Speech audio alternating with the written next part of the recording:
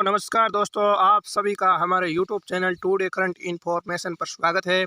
आज मैं आपके साथ एक नए सेशन के साथ मिलने आया हूँ। अर्धवार्षिक परीक्षा सत्र 2021-22 के सामाजिक विषय कक्षा 9th का संपूर्ण पेपर हल आपके सामने हल करूँगा और हर एक प्रश्न का धड़ाधड़ उत्तर दिया जाएगा। और किसी प्रश्न में आपको कन्फ्यूज है, आपको थोड़ा बहुत शक है, तो आप उस प्रश्न के बारे में हमारे नीचे कमेंट बॉक्स में सूचना ज़रूर दें कि सर इसमें कुछ प्रॉब्लम है, आप कुछ और बता रहे हो, हमने कुछ और आ रहा है, तो उसके बारे में आप बिल्कुल बेझिझक होकर बता सकते हो। तो छोटे से एक मोटिवेशनल कोट के साथ शुरू करते हैं हमारे इस सेशन को। मंजिल ने हौसलों से कहा तेरे बस की बात नहीं, मंजिल ने हौसलों से कहा तेरे बस की बात नहीं, हौसलों ने मंजिल की आंखों में आंखें डाल के कहा चल छुट्टी तेरी इतनी औकात नहीं।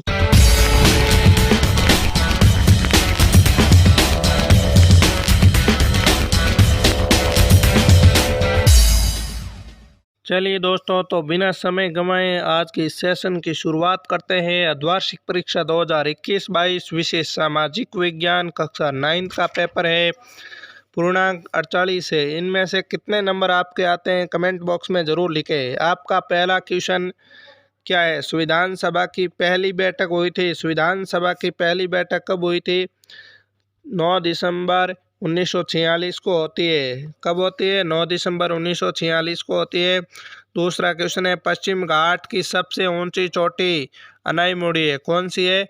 अनाईमुड़ी सबसे ऊंची चोटी है, जिसकी ऊंचाई कितनी है? 2695 वर्ग मीटर जिसकी ऊंचाई है। तीसरा क्वेश्चन है, भारत का सबसे पूर्वी देशांतर कौन सा है? भारत का सबसे पूर्वी देशांतर कौन सा है? देखिए, 97 डिग्री 25 मिनट भारत का सबसे पूर्वी देशांतर है। 97 डिग्री 25 मिनट पूर्वी देशांतर। चौथा क्वेश्चन है, भौगोलिक दृष्टि से भारत को कितने भागों में विभाजित किया है? भौगोलिक दृष्टि से भारत को कितने भागों में विभाजित किया गया है? 5 भागों में विभाजित किया गया है। कौन कौन से? हिमालय पर्वतीय प्रदेश, उत्तरी मैदानी प्रदेश, प्रायद्वीपीय पठार, पश्चिम मरुस्थलीय प्रदेश, तटीय मैदान और द्वीप समूह। पांचवा क्वेश्चन है, एक स्थलीय भाग जो तीनों ओर से समुद्र से घिरा हो उसे क्या कहते हैं? उसे प्रायद्वीप कहते हैं। क्या कहते हैं? प्रायद्वीप कहते हैं। अब आता है छठा क्वेश्चन आपका, क्षेत्रफल की दृष्टि से भारत का विश्व में कौन सा स्थान है? 7वां स्थान है। लोकतंत्र शासन का एक ऐसा रूप है जिसमें शासकों का चुनाव कौन करती है? जनता करती है। यहाँ पर आप लोग भी लिख सकते हो इस प्रकार से, जैसे लोकतंत्र शासन का एक ऐसा रूप है जिसमें शासकों का चुनाव लोग करते हैं। 8वां क्वेश्चन है, एक आदर्श लोकतंत्र में ये चुनाव लेने की प्रक्रिया है वो लोकतांत्रिक होनी चाहिए। 9वां क्वेश्चन है, 1914 में रूस साम्राज्य पर जार निकोलस द्वितीय का शासन है। किसका था शासन? जार निकोलस द्वितीय का शासन था। अब 10वां क्वेश्चन हम देखते हैं। 10वां क्वेश्चन आपका है, बोल्शेविक पार्टी के प्रमुख नेता कौन थे? बोल्शेविक पार्टी के प्रमुख नेता निकोलाई लेनिन। कौन थे? निकोलाई लेनिन थे। आप ध्यानपूर्वक पढ़ लेना, निकोलाई लेनिन।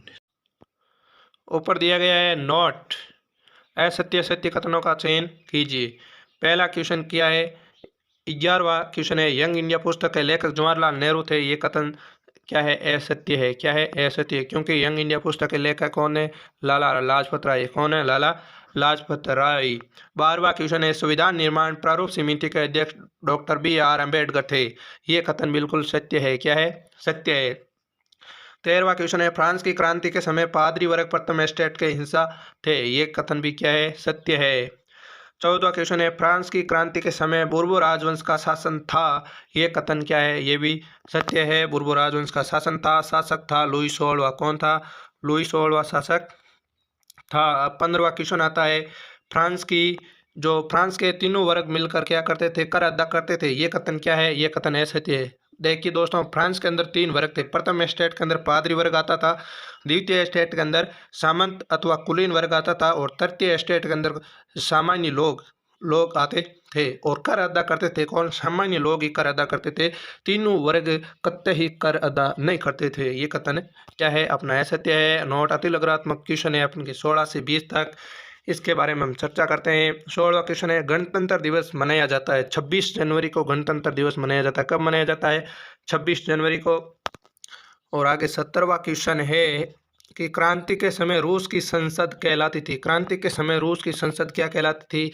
National assembly. क्या कहलाती थी? National assembly. ये हमारे भी क्वेश्चन आया हुआ है। 18वां क्वेश्चन है, कृषि के अलावा अन्य उत्पादन गतिविधियां क्या कहलाती है? मिश्रित कृषि कहलाती है। कृषि के साथ हम पशुपालन करते हैं और भी बहुत चीजें करते हैं, तो ये मिश्रित कृषि कहलाएगी। 19वां क्वेश्चन है, दक्षिण अफ्रीका में रंग भेद के खिलाफ संघर्ष किया था। किसने किया था? राष्ट्रपति नेल्सन मंडेला ने रंग भेद के खिलाफ, काले गोरे के खिलाफ विरोध किया, संघर्ष किया और अंततः वह राष्ट्रपति के बनकर रहे। और आपको भी मेहनत करनी है, पढ़ाई रेगुलर जारी रखना है, किन्हीं अन्य लोगों की नहीं सुननी है, बस पढ़ते रहना है। 20वें क्वेश्चन की बात करते हैं। भारतीय संविधान सभा के अध्यक्ष डॉक्टर राजेंद्र प्रसाद थे। बांगर और खादर में अंतर स्पष्ट कीजिए। 21वां प्रश्न है आपका।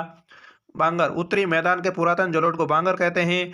दूसरा है, यह नदियों के बाढ़ वाले मैदान के ऊपर स्थित है जहां बाढ़ का पानी नहीं पहुंच पाता है। इनका प्रतिवर्ष पुनर्निर्माण नहीं होता है। बांगर का प्रतिवर्ष पुनर्निर्माण नहीं होता है। ये कम उपजाऊ होते हैं, ज़्यादा उपजाऊ नहीं होते हैं। खादर यानी बाढ़ के मैदानों के नवीन और युवा जलोढ़ को खादर कहते हैं। इन क्षेत्रों में बाढ़ के समय नदी का पानी संपूर्ण क्षेत्र में फैल जाता है तथा नई जलोढ़ परत जम जाती है। इनका प्रत्येक वर्ष पुनर्निर्माण होता है। ये अधिक उपजाऊ होती है, अर्थात यहाँ कृषि भी अच्छी होती होगी।